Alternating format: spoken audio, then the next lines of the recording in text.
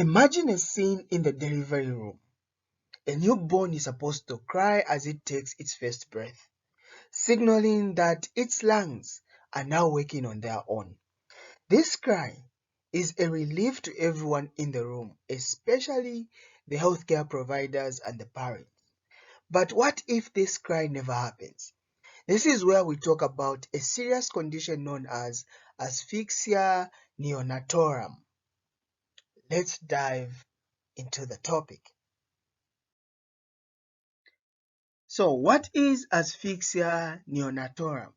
Asphyxia neonatorum, or newborn asphyxia or birth asphyxia, is the failure of a baby to start regular breathing within the first minute of life. Normally, most newborns start breathing without help and have good muscle tone, moving their arms and legs actively.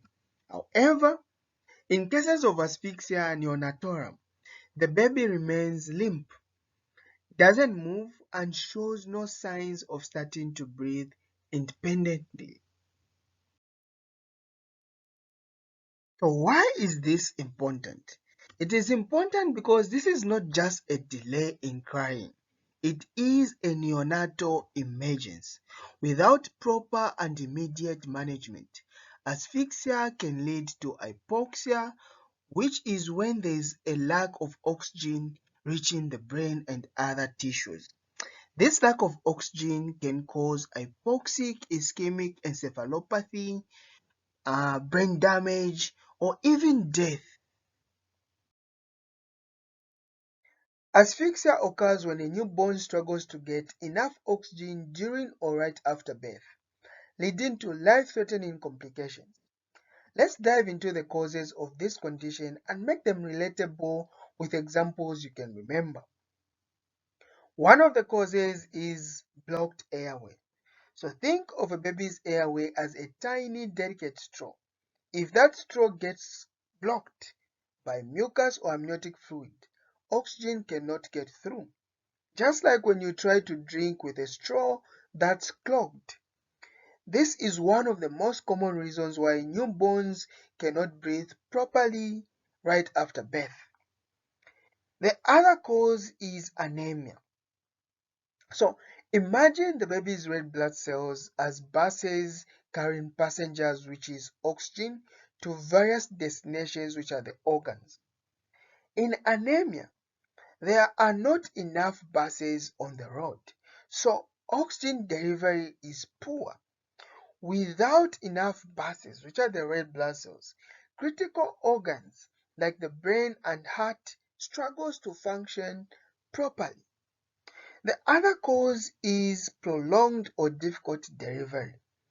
A long or difficult delivery is like running a marathon without enough water breaks. The baby gets exhausted and oxygen levels drop.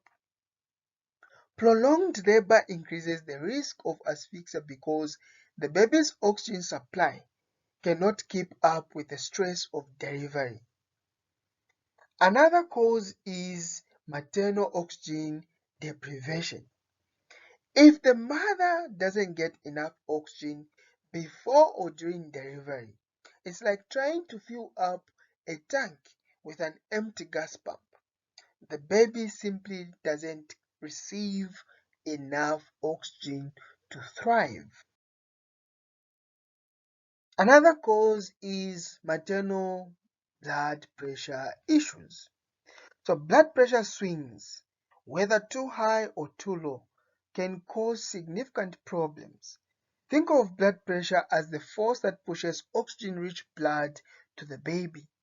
If that force is off, the baby's oxygen supply is disrupted, similar to how inconsistent water pressure affects a shower. We also have infections affecting the mother or baby. Infections can be like roadblocks in the highway of oxygen transfer. For example, an infection in the mother or baby can interfere with the smooth flow of oxygen, increasing the risk of asphyxia. We also have placental abruption. The placenta is the baby's lifeline. supplying all the oxygen and nutrients needed. If it separates from the uterus too quickly, it's like the power line getting cut during a storm. Oxygen supply is lost abruptly. We also have umbilical cord complications.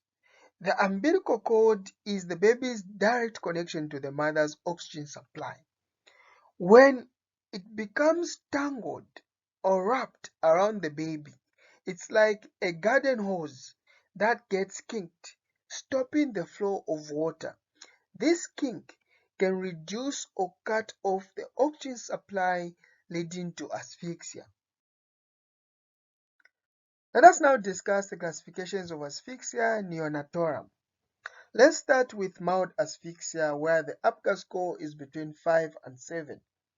Imagine a newborn who's trying to take its first breath but is struggling a bit. The baby might try to breathe on its own, and you'll notice some flexion in the limbs, meaning the baby is starting to move but not as strongly as you would hope. The baby's tone is fair to good, like the baby is just waking up from a deep sleep. You might also see a slight grimace, kind of like when you eat something sour. The heart rate is a bit slow, and the skin has that worrying bluish tint called cyanosis. So, if you see this, it's mild asphyxia, urgent but not critical. Next, we have moderate asphyxia with an Apgar score of 4 to 6. Picture this. The newborn's heart is beating over 100 times per minute, which sounds good, right? But there's a catch. The breathing is irregular or really shallow, and the baby still is not crying like it should. The limbs might flex a little, but it's not as strong as we would like. Think of it like a baby doing a lazy stretch after a nap, but not fully awake yet. The skin is pale or blue, signaling a lack of oxygen.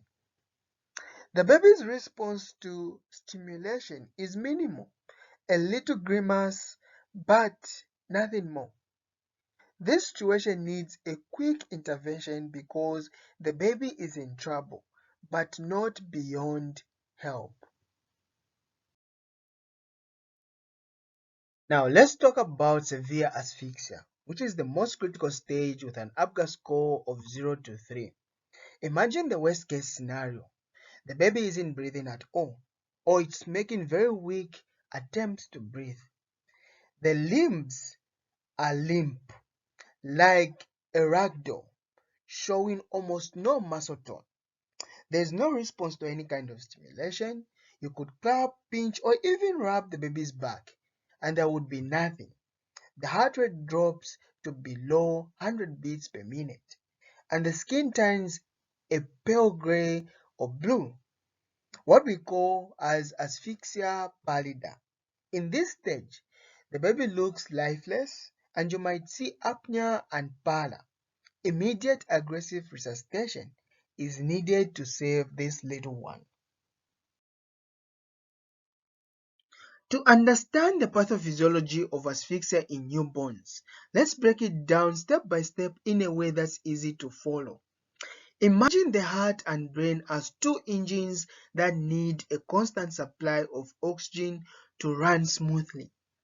In a healthy baby, the blood has a slightly alkaline pH, typically between 7.30 and 7.35.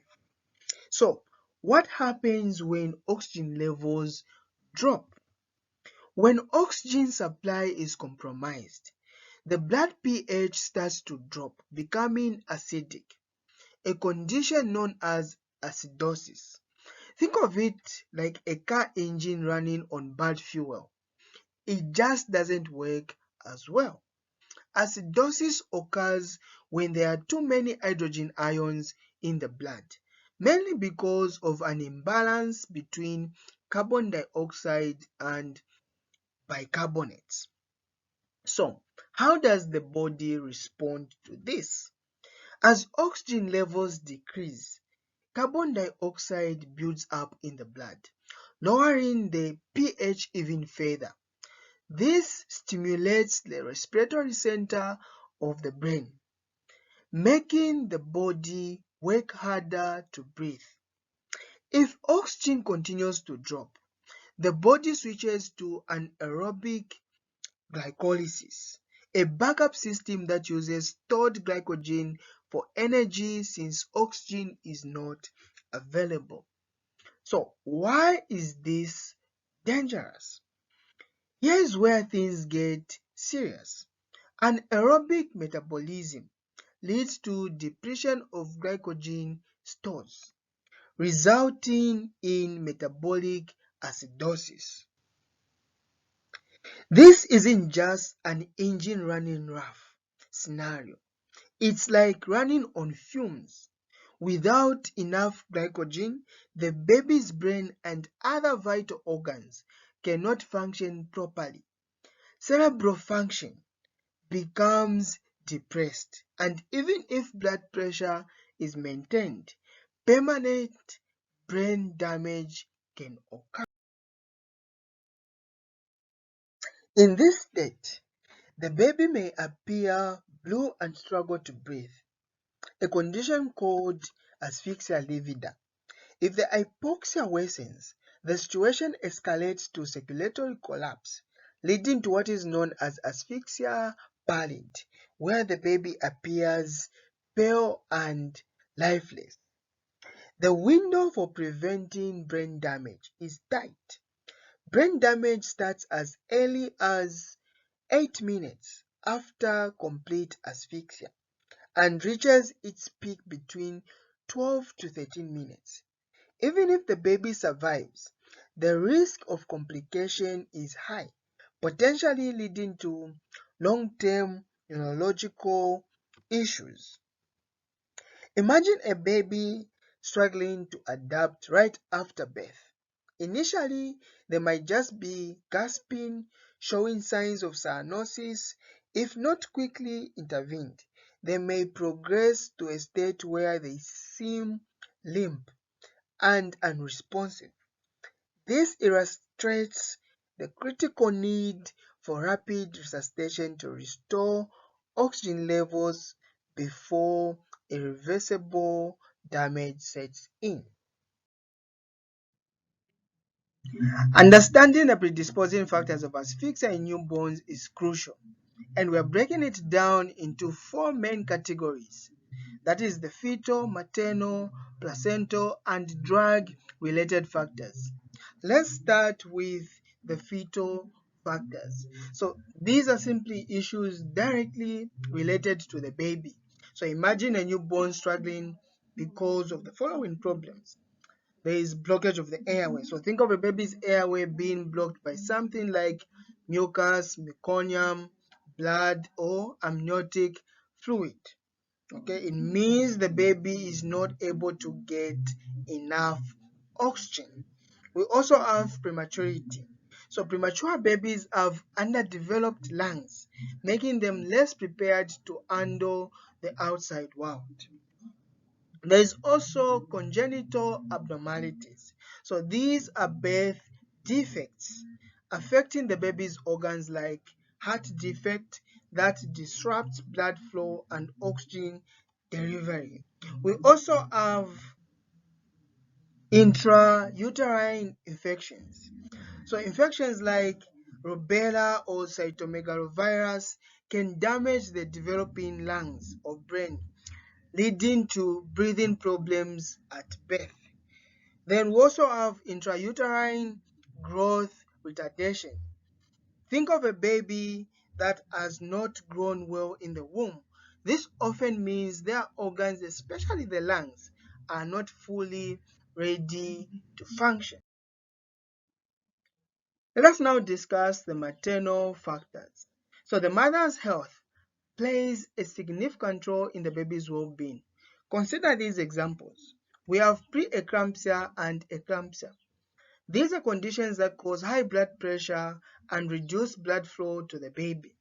Imagine the baby getting less oxygen because the placenta is under pressure. Apart from that, we have chronic nephritis and diabetes mellitus. So maternal kidney problems or uncontrolled blood sugar can reduce blood supply to the placenta, affecting oxygen delivery to the fetus. We also have prolonged labor. Picture a baby stuck in the birth canal for too long.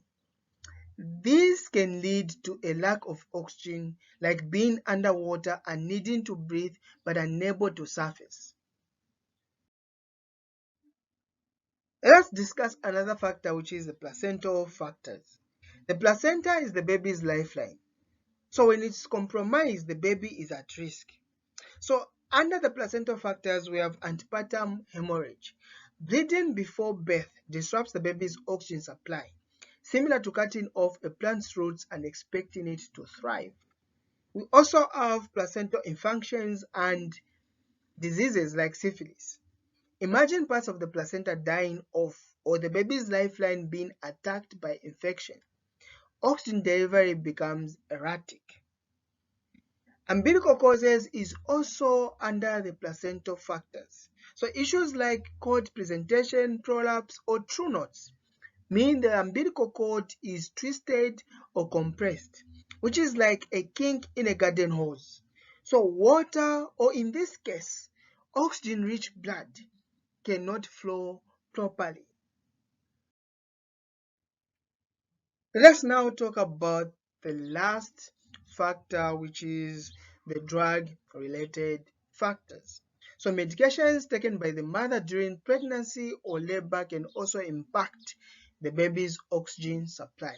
Under these factors, we have sedatives like Valium, narcotics like pethidine and morphine, and anesthesia. These can cross the placenta, making the baby too sleepy to breathe properly right after birth. We also have misuse of oxytocin.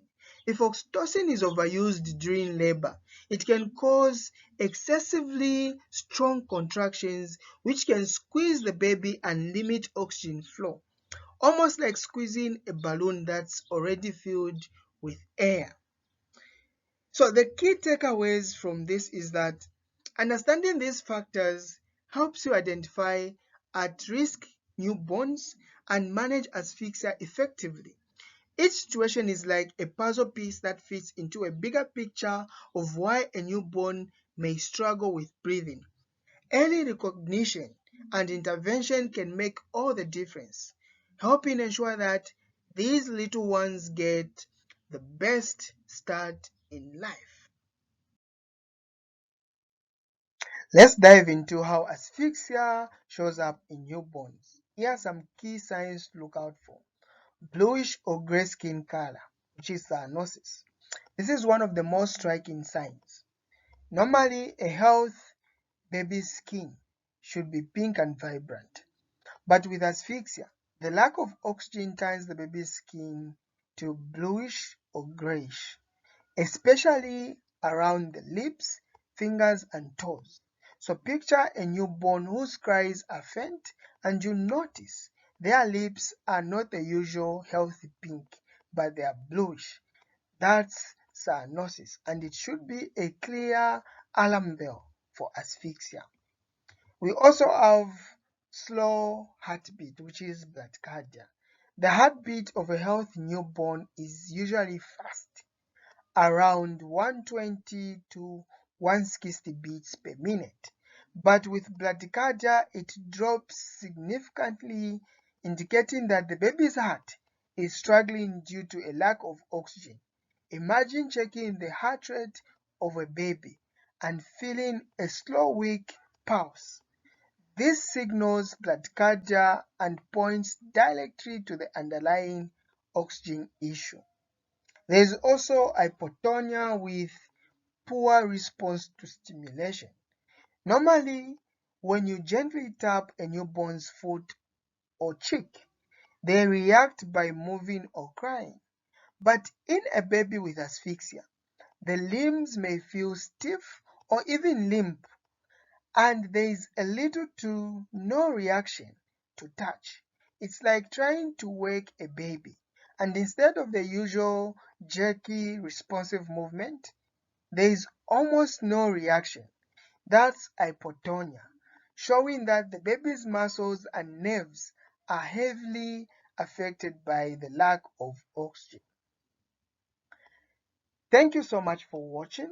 If you found this video helpful, please give it a thumbs up and consider subscribing to the channel for more content like this. Don't forget to hit the notification bell so you never miss an update. If you have any questions or topics you'd like me to cover in future videos, drop them in the comments below. Until the next time, stay curious and keep learning.